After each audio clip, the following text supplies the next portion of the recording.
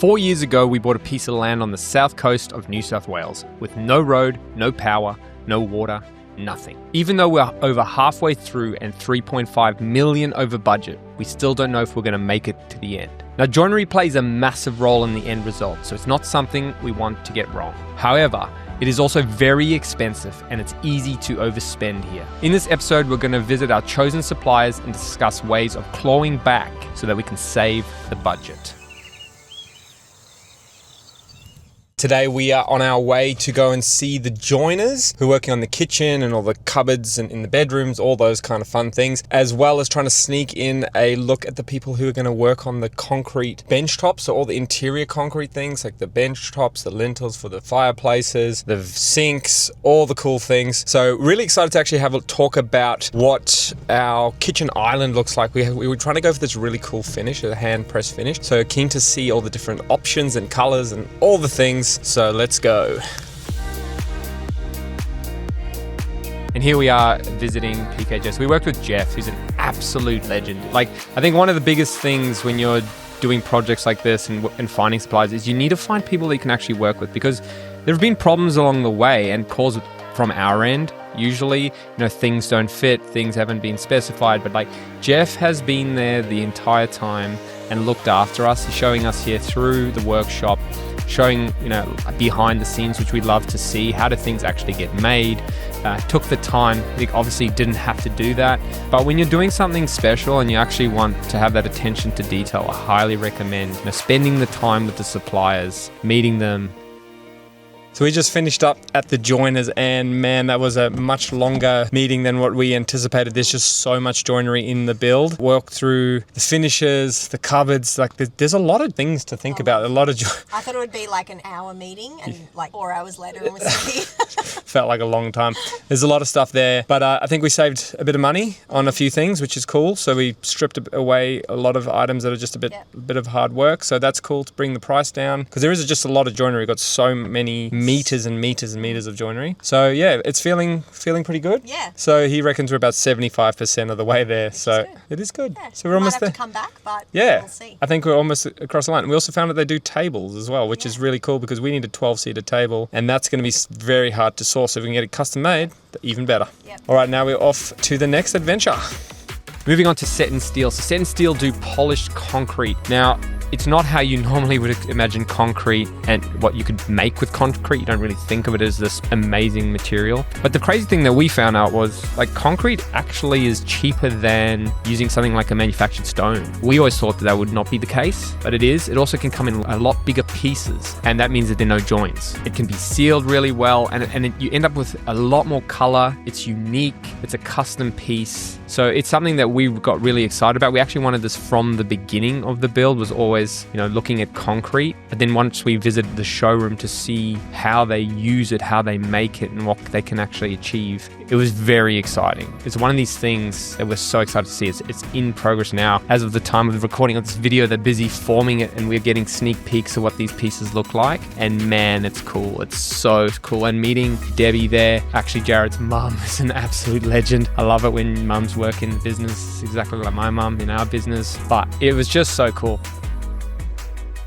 Just finished up at Set in Steel. Their showroom's pretty cool. They had a few testers sort of thing, samples that we could see. Color-wise though, oh my goodness, there's like 70 plus colors. They can match it to almost anything, so that makes it even harder to make a decision. But we do have a couple of samples here. We narrowed it down to a couple of samples here with this, similar sort of coloring that we're doing in the house. So yeah, we need just to go home and chat about it. So here we are heading back to the site. You can see the secondary dwelling along with the gym shed there, the 200 square meter one, and the office. And the tilers working away hard to get the bathrooms done. And we, check in every Tuesday, go through the whole thing. You can see here the gyprock going on, so sheeting everything, and then just checking out the bathrooms. And we were so impressed to finally see these tiles that we selected. We're a little bit scared because they hadn't been grouted yet, so they looked very different to what we saw in the showroom. But I'm not going to spoil it. You can find it in another video. All right, we're standing inside the tiled bathroom in the secondary dwelling. It's come together real nice. What we've done here is a featured tile through here. It looks pretty intense before the grout, but once We recorded this a couple of months ago. It looks really nice once grouted. And then we've got the big tiles on the walls, and then we've got the 600 by 600s on the floor to create the fall that you need. But really nice what they've done with the detail here in the niche is they've actually used the feature tile throughout and actually mitered the edges, which we thought we weren't be able to do. But because this tile's not perfect, that organic edge is actually going to look pretty cool. So very excited to see this out, and the whole bathroom looks a whole bunch lighter. And keen to see what these concrete vanity tops look like and the joinery, but we're getting really, really close now with these bathrooms, so very exciting. With Tyrone, just checking everything inside of the office bathroom. So we used this bathroom as a template for the primary. We've used and the powder room. So what we try to do is like set up little spaces that we could see what finishes look like, so that we could carry them over to the primary dwelling, which is the luxury retreat. So here we are flying over, gonna go check it out. All right, Tyrone walking through the site. It's absolute chaos. We got so much framing, insulation going in, the curved bathrooms and that view. This is the west wing, and this is one of my favorite. I mean, there's so many favorites here, but it looks out the big tree, and this is the bathroom in. We have these curved walls, and this is the jumped over to the east. You can see the ocean from the side. So you have either the ocean or the old fig trees. This nice, really nice thing. And we're choosing the finishes here, whether to do a micro cement or a paint. But yeah, obviously very different in costing. So just sorting that out. And then the charred timber coming all together on the primary. It's starting to look amazing.